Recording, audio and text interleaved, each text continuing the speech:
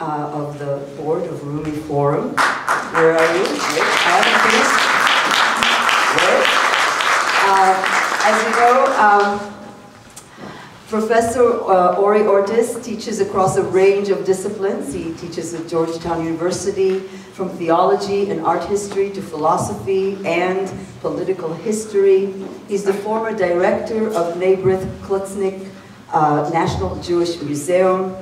And Soltis has authored and edited 19 books. I'm not going to read all of them. And scores of articles and exhibition catalogs and essays. Recent volumes of his include Our Sacred Signs, How Jewish, Christian, and Muslim Art Draw from the Same Source, The Ashen Rainbow, Essays on the Arts and the Holocaust, Mysticism in Judaism, Christianity and Islam, Searching for Oneness, and that's just to name a few. So please give a warm welcome to Mr. Ori Soltis.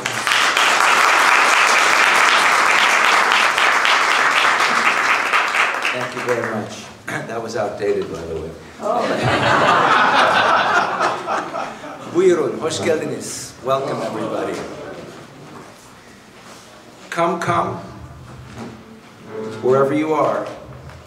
Come, everyone, join us, as we are the people of joy, who join together in welcoming each other and in welcoming the presence in us of God. These are words that are associated with a 13th century Muslim mystic or Sufi by the name of Rumi, and the words and many other things that Rumi said and that Rumi stood for very clearly demonstrate how it was very simple for him at the same time to be a very intense, devoted, pious, focused Muslim, and a universalist who understood that if one loves God, and if as a mystic one seeks to become one with the God that one loves, and one believes that God loves the mystic, then one must love the creation, all of which was created by that same God. So to limit one's love for a particular group of people would fail to be what you claim to want to be in seeking God. Rumi's thinking inspired, among others, in the last part of the 20th and into the 21st century, a Turk by the name of Fethullah Gülen. And Gülen, who at the beginning of his ministry as an imam, as a Muslim imam of Muslims in a Muslim country, became rapidly aware of the fact that the future of the world could not be found just in being focused on Turkey or just being focused on Muslims. He realized that the future of the world, if there is to be a future for the world, is that we work together. And so his teaching, his preaching, his writing continued to grow with respect to a focus on and an interest in interfaith, international, multicultural, multi-ethnic kind of thinking. It inspired what eventually came to be called the Hizmet movement. For those of you who are not fluent in Turkish, and that's probably only 3 of you in this room, Hizmet is a word that means service. And the underlying principles of Hizmet, in a sense, are twofold. One is that your thinking and your feeling be altruistic about others more than about yourself. And 2, that your thinking and your words result in actions. That it's not enough to think, it's not enough to speak, one has to also act. And so among the entities that came into existence, inspired by Fethullah Gülen as part of what came to be known as the Hizmet movement, is in fact the Rumi Forum. And as a subset of a worldwide organization of concern on and for the world, Rumi Forum derived its name, of course, from the poet and the mystic Rumi, because it recognized that its principles are consonant with Rumi's principles. What he thought in the 13th century, and think about this, the 13th century, we're in the middle of the Crusades. We're in the middle of so much blood and violence within the Christian world, within the Muslim world, between the Christian and Muslim worlds. that to think as he was thinking was even more than revolutionary. And alas, how many centuries later is it? And it seems that as a species, we haven't actually grown that much. We're still fighting over the same blocks over which we were fighting when we thought we were much younger in the nursery school of our being. The Rumi Forum is part of the process of trying to fix the world, trying to change the world for better. Right now, you are probably aware that in Turkey itself, horrible things have been happening the last few days that reflect a series of horrible things that have been happening in that country with its extraordinary rich culture and history, its extraordinary diversity that have been happening over the last 5, 6, 8, 10 years. And the Rumi Forum is an entity that stands for everything that is the opposite of what the tyrant who leads that country believes in, with respect to breadth versus narrowness, depth versus shallowness, piety versus false piety. And so it's incredibly important that this Rumi Forum, named for Rumi, and carrying forth these principles, should spend an evening such as this with people such as you, honoring someone who very much represents the same sort of principles of hizmet, of service, not just words, not just thought, but actions that improve the world. So welcome, enjoy the evening, and enjoy honoring our honoree.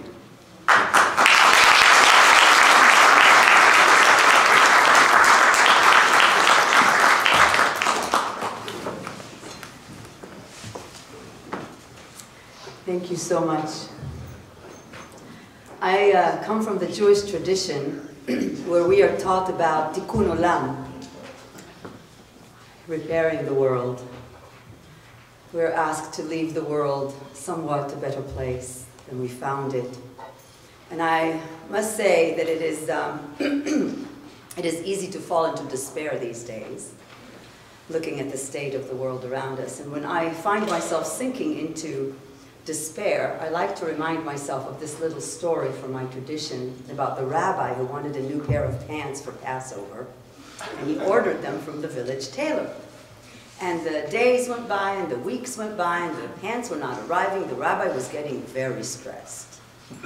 Finally, just on the eve of Passover, the tailor arrives with the pants, and the rabbi says, "Oh, thank you. But could you please explain to me, how is it possible that it took God only 6 days? 6 days to create such a complicated world like ours, and it took you more than 6 weeks to make one pair of pants?" Taylor looks at the rabbi and says, Rabbi, how can you compare? Take a look at the mess that God made. And then take a look at this fine pair of pants.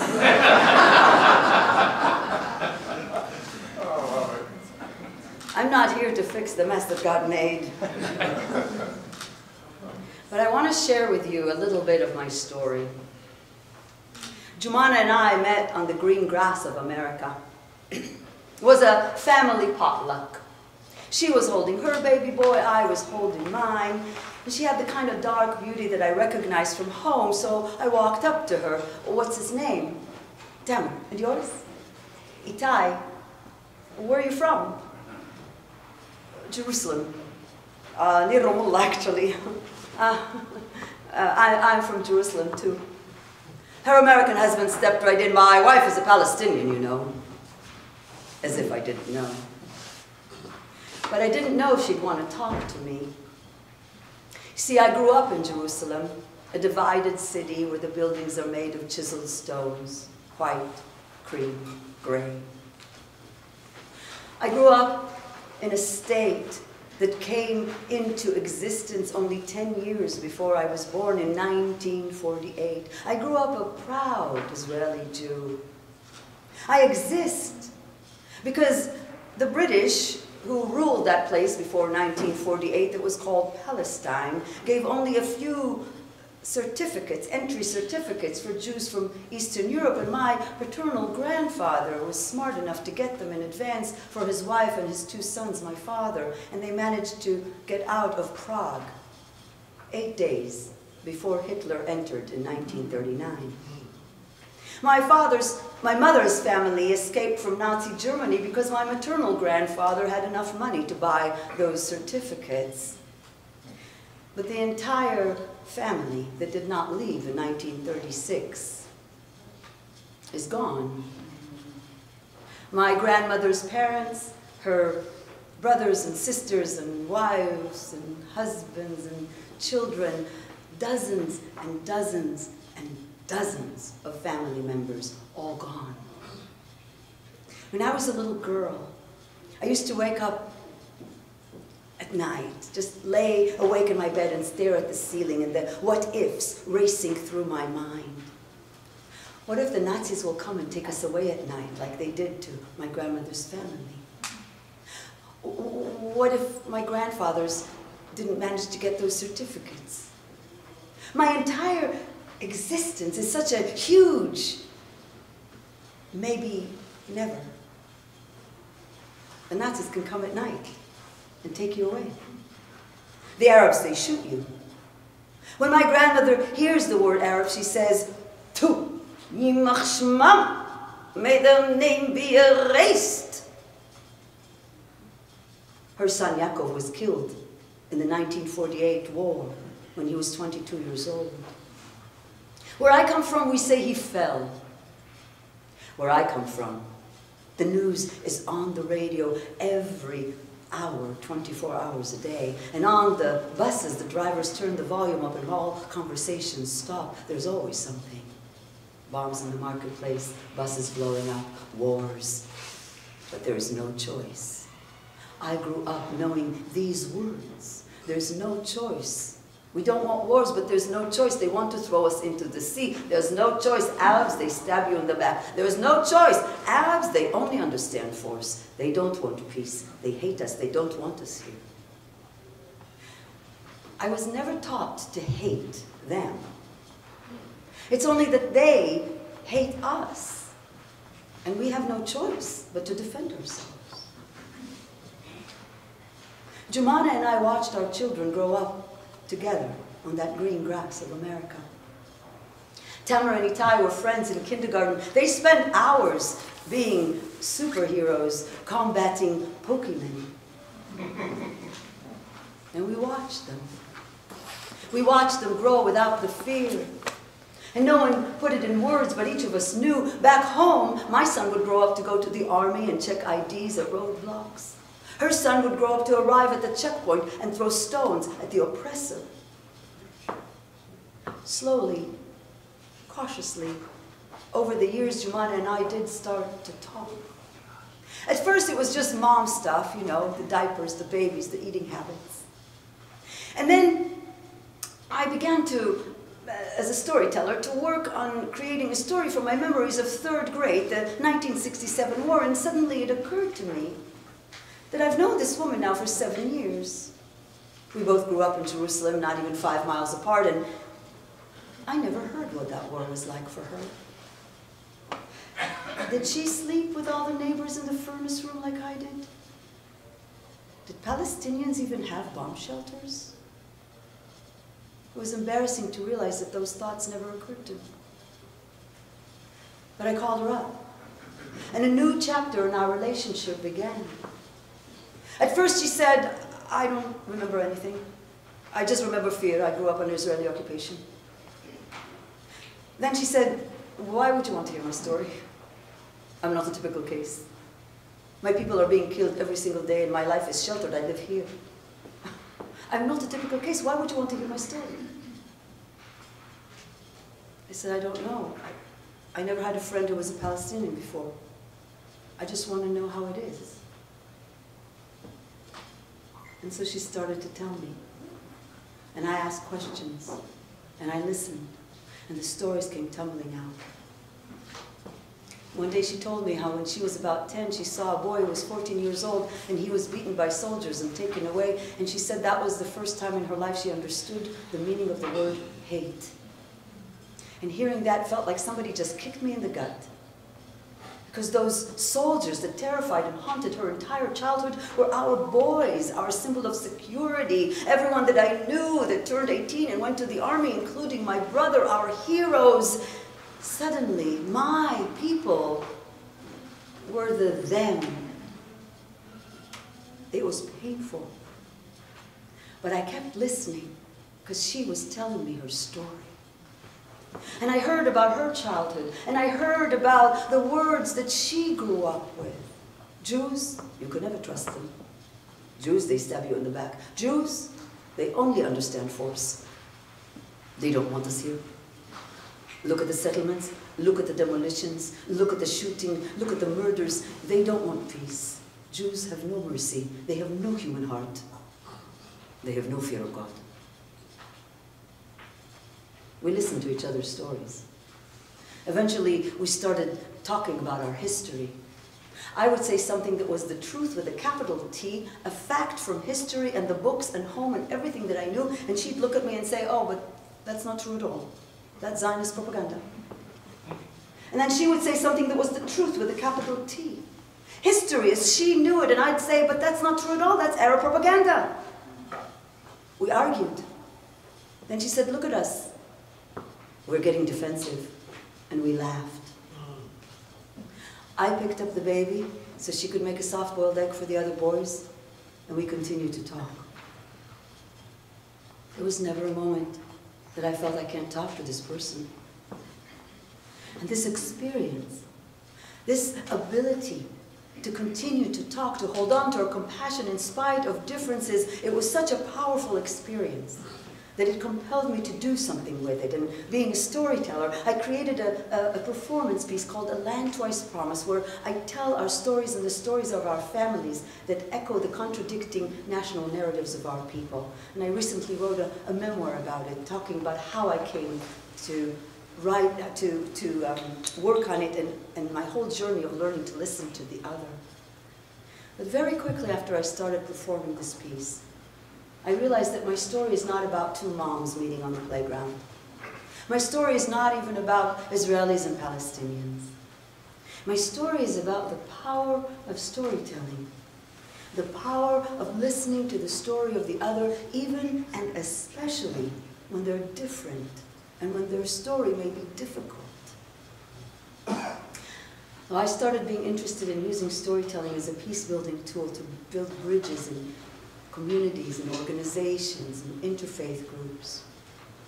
Because you see, story has the power to diffuse our differences. Debates and arguing fortify our differences. They make us more defensive. But storytelling opens us up to hold multiple points of view simultaneously so we can make room for paradox. And when we make room for paradox, we make room for change. When Jumana and I listened to each other's stories, we were opening our mind, we were expanding our mind, we were enabling ourselves to hold multiple points of view. We were making it possible to accept paradox. Now, I don't pretend that it's easy. You know, we can talk about dialogue from now until eternity. It's not easy. There were so many times when, as I was listening to her, hearing about her experiences in her childhood with settlers, with soldiers, it was so hard. Listening to her version of history, it was so hard. The temptation to just put her in the them box. Oh, those Palestinians, close the door and walk away. That temptation was huge. And I had to make a choice. And I had to make it again and again and again. Do I stay safe in my known shelter of us versus them? Or do I let my heart break open? Do I open myself up to this human presence to this person, right here and now, to this human story. And that choice is ours. That choice is the choice that we need to make, time and time and time again. And I believe that we can become peace ambassadors when we make that choice, and I believe that the Rumi Forum is built on that premise.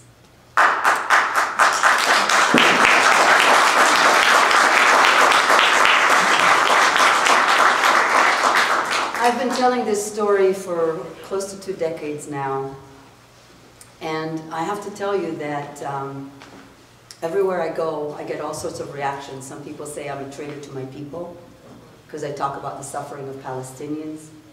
Some people say that I only talk about the suffering of the Jews and I have no right to talk about the suffering of Palestinians. And many say, what are you doing? Can't you see what's really happening in the world? How can you be so naive? Don't you love that word? How can you even believe in peace? And I don't always know what to say. And especially with what's happening in Turkey, with what's happening all over the world, with what's happening in Israel, with what's happening in this country. I don't always know what to say. But I think about something my Palestinian friend said to me. She said, I consider it a privilege having gotten to know you and hearing your stories. Before I met you, the Israeli was the soldier, the settler, the one who oppressed me, who took away my rights, who terrorized me. So it was a great privilege, and it made a huge difference to hear your story. So to the cynics and the naysayers, I say, we have no choice. We have listened to each other's story. We have no choice. Thank you.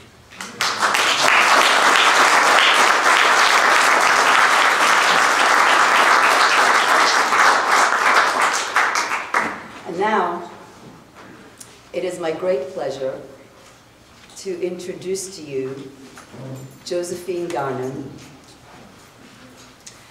who will present our award this evening.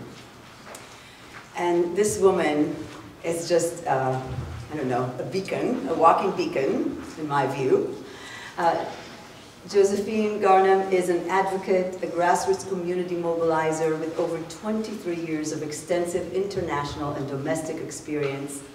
She's passionate about global health, education, racial equality, justice, and social change. She was born in Sierra Leone, had lived and worked in the Middle East and Sweden, Nigeria, Uganda, Cameroon, Haiti, Pakistan, and Afghanistan before moving to the USA. Aren't we boring?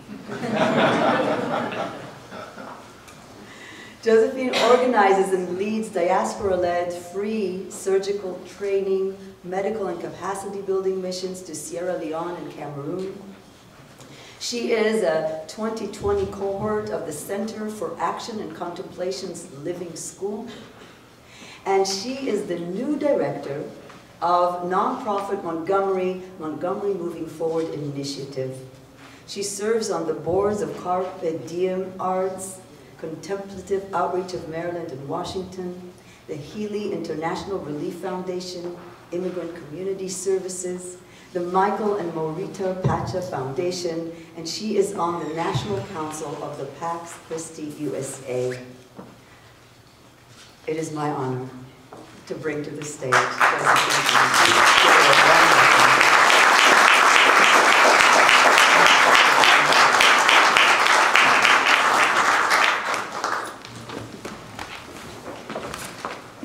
Thank you so much. I don't deserve that much. Good evening, everyone. Blessed are those who hunger and thirst for justice. Blessed are the peacemakers, for they will be called children of God. How do I introduce an amazing human being in 10 minutes? I will try, and I'll make it less. Reverend Mansfield Kasey Kaseman, known as our beloved Kasey, has been engaged in interfaith work aimed at connecting all sectors of community life for creating more compassionate, inclusive, and equitable communities. As a theological student, he created a model for theological education in the urban setting that was adopted by Harvard, Boston University, and Western theological seminaries. His engagement in the civil rights movement, including providing security for the Reverend Dr. Martin Luther King Jr. and helping plan his first initiative in the North. In a decade of service with United Church on the Green in New Haven, Connecticut, he formed partnerships with Yale, New Haven Foundation, Chamber of Commerce, AFL-CIO, state and municipal officials. You have to be patient. There's a reason why he's getting this award. Civil rights, affordable housing, criminal justice and healthcare. The first hospice in America, Downtown Cooperative Ministry, Junta for Progressive Action, and Branford Royal Grant Corporation are nonprofits continuing today. He established a new church in Tallahassee, Florida, that committed 50% of its income to mission and social justice, and simultaneously formed a statewide network for impacting the state legislature. The Florida Impact Program, Habitat for Humanity, and Planned Parenthood are among the programs initiated and supported by the United Church of Tallahassee. He moved to Rockville in 1979, God is good, and revitalized Rockville United Church, incorporated community ministries of Rockville, and engaged the political, civic, religious, and business sectors in meeting common interests. The Caregivers Coalition of Rockville, Emergency Assistance, Elderly Home Care, Latino Outreach, MANA, Habitat for Humanity, and the Kaseman Clinic are among the organizations he helped found. He served as adjunct faculty at Wesley Theological Seminary, treasury of the National Community Ministry Network, and president of the Shalem Institute for Spiritual Formation. Following retirement in 2006 from Rockville United Church and Community Ministries of Rockville, he served as senior president for CTIS in Health Disparities and Community Service, and subsequently as vice president of Van Eperon and Company in strategy and development with clients becoming corporate citizens. He has degrees from Westmark College, Andover Newton Theological Study, Yale Divinity School. His continuing education includes Oxford University, American University, Shalem Institute for Spiritual Formation, Eden, Princeton, and Lancaster Theological Seminaries. In 2012, he became the County Executive's Interfaith Community Liaison in the Office of Community Partnerships, and formed the Faith Community Advisory Council with an executive committee administering working groups responding to acts of hate and violence, hunger, emergencies, healthcare, refugees and asylum seekers, and religious and ethnic discrimination. He has formed partnerships with public officials and nonprofits, created a more compassionate, inclusive, and equitable Montgomery County. Their model for creating social cohesion and public safety has presented to delegations from 66 countries and more. He and his lovely wife, Diane, have 3 adult children, 7 grandchildren, 4 great-grandchildren. He loves kayaking, photography, travel, reading. He still continues to do work in the community. Reverend Kasey has not only had a great impact on a local and national platform, but he has formed ways to integrate his work and wisdom on international platforms.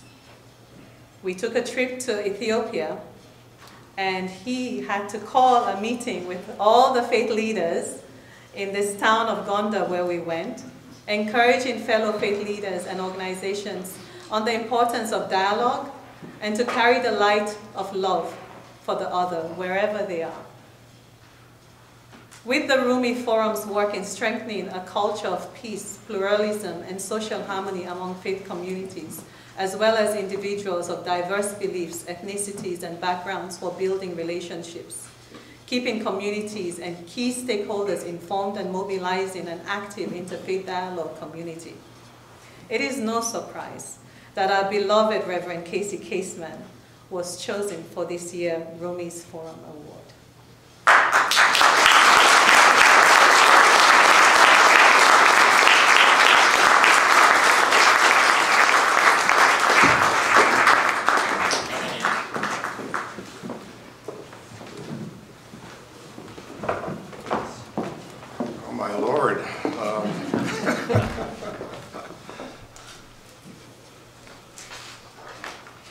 Josephine,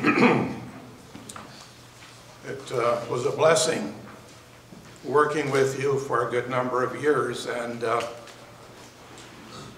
you always inspired me with your uplifting, joyful presence. But tonight, words aren't adequate to say thank you for your friendship. And if I was really smart, I'd say thank you and sit down. I mean, you've heard about my life. But no, I will continue.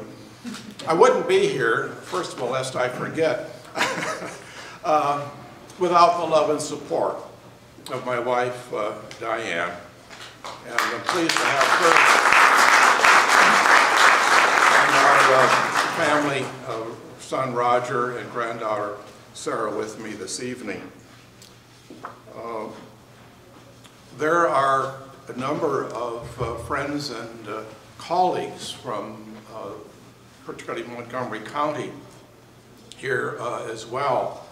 And you should be here up with me because I know that the primary reason I'm receiving this award is because of the work, yes, that we have done together.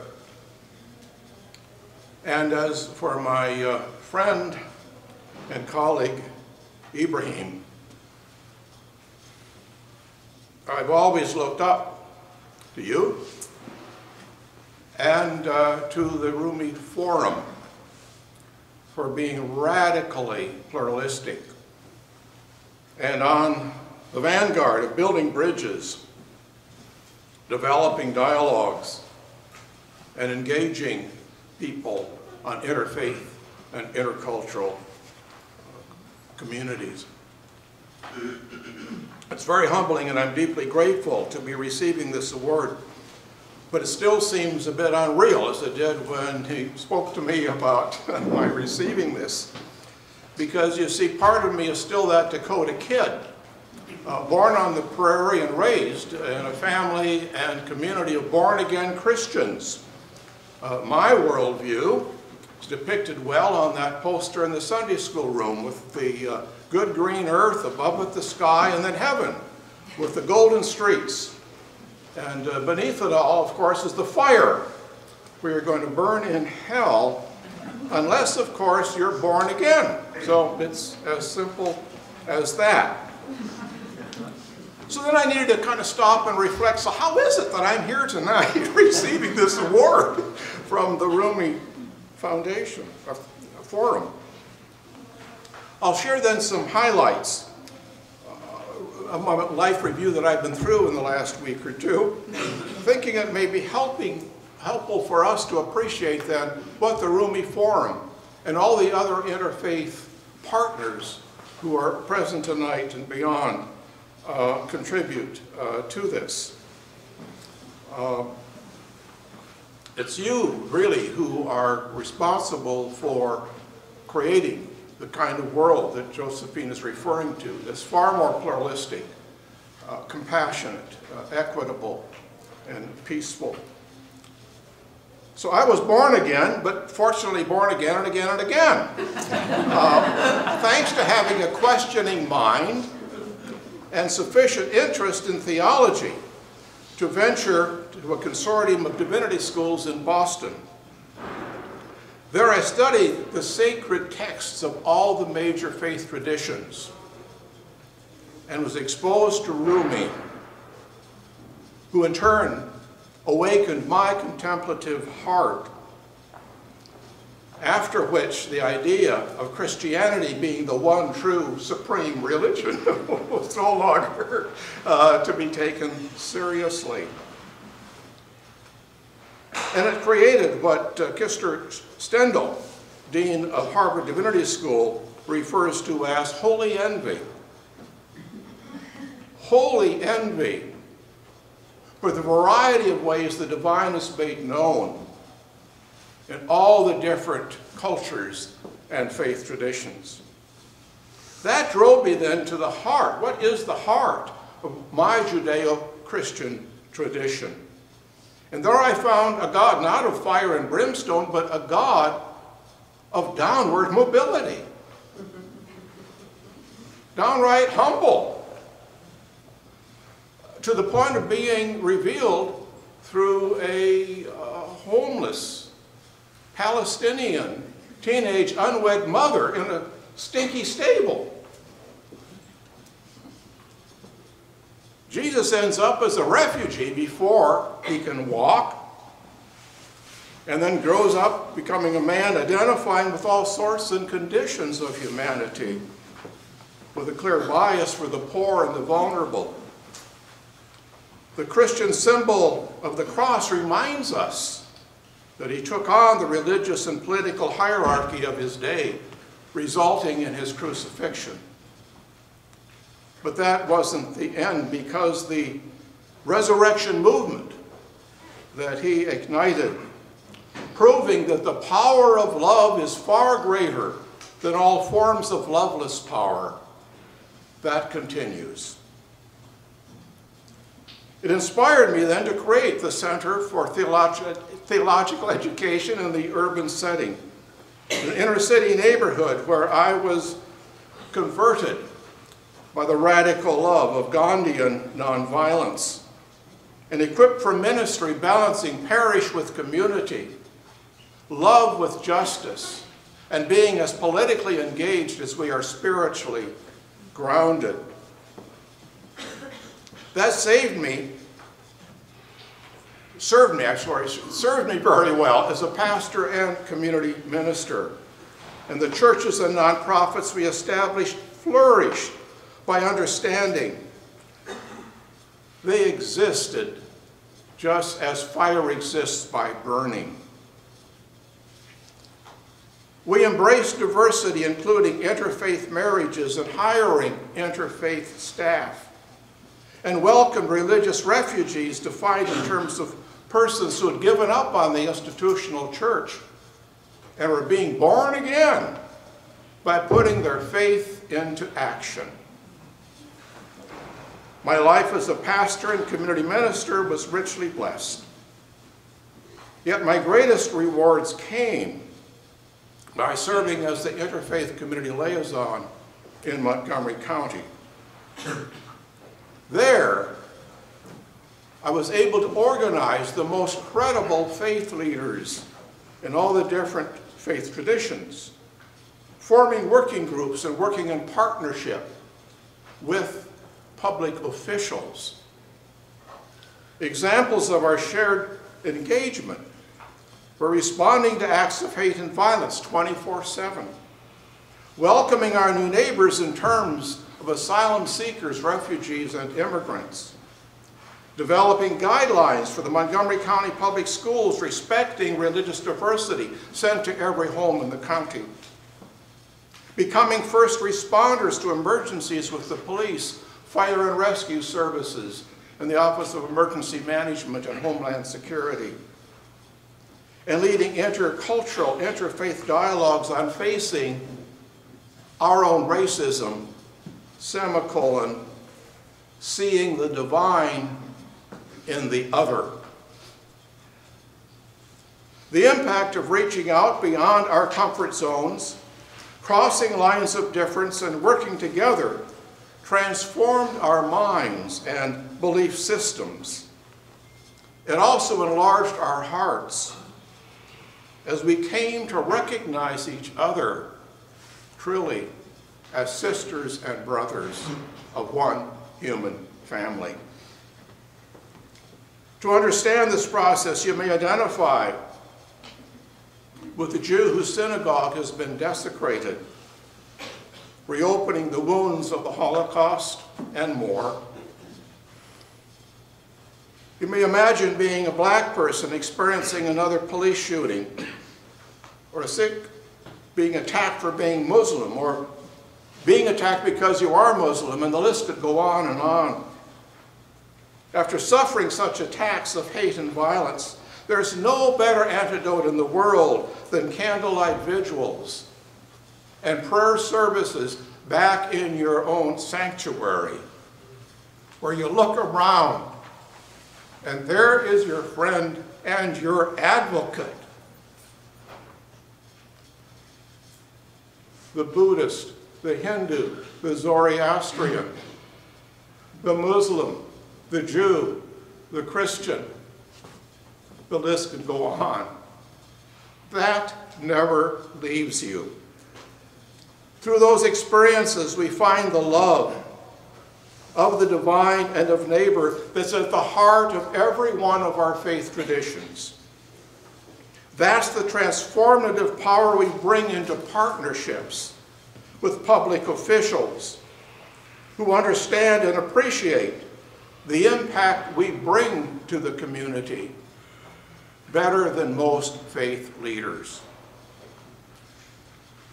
We began to recognize our impact after I was invited to bring a delegation to meet with the staff of the Departments of Justice and Homeland Security and faith-based initiatives at the White House.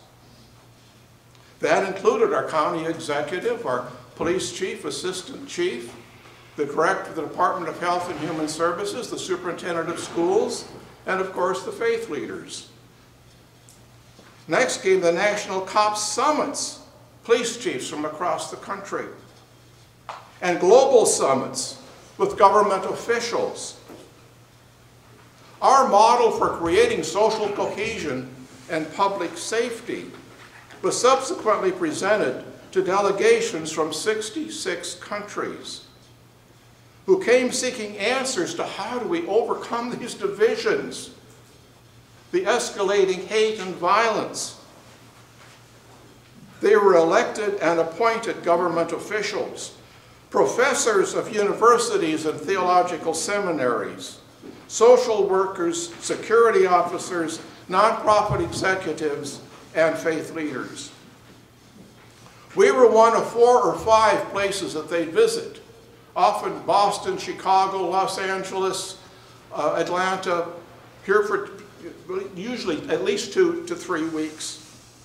At the end, they evaluated which proved to be the most encouraging and relevant, helpful to you back home. Year after year, it came to Montgomery County. And the difference came down to our having faith leaders, women and men of different races, ethnicities, and faiths, who are connecting the grassroots. They're the most trusted people in the communities that you most need to reach and engage, for God's sake. We had that, and connecting them with the officials that could do something about it. In Montgomery County, they experienced faith leaders and public officials talking over each other and answering the same questions. There we were, laughing, yes, at points really enjoying what was happening, or otherwise laughing at some of the silly things we had done or what had happened, you see, that made us human and made us relevant for these delegations that were coming through. They found we were dealing with the very same challenges and issues that they were. and being more effective, because we had moved beyond our doctrinal and parochial prisons. We were cherishing relationships across lines of faith and political ideology. We were creating a more beloved community where every basic human need is met and every human right respected. Well, it's been a wild and wonderful journey from my home in North Dakota to where I am this evening, believing beyond any doubt that the Rumi Forum and its interfaith partners hold the greatest promise we have for overcoming the divisions and conflicts of our world. Here we are tonight, crossing lines of difference, celebrating our diversity, and preparing to go forth, living and loving with far greater abandonment. Life doesn't get much better than this. Thank you very much.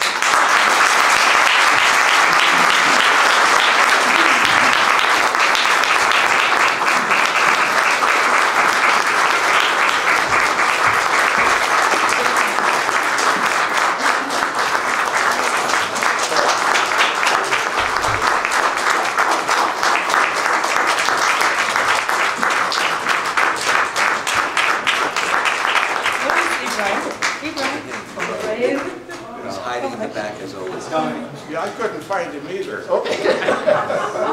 Usually the one who does all the hard work. Here's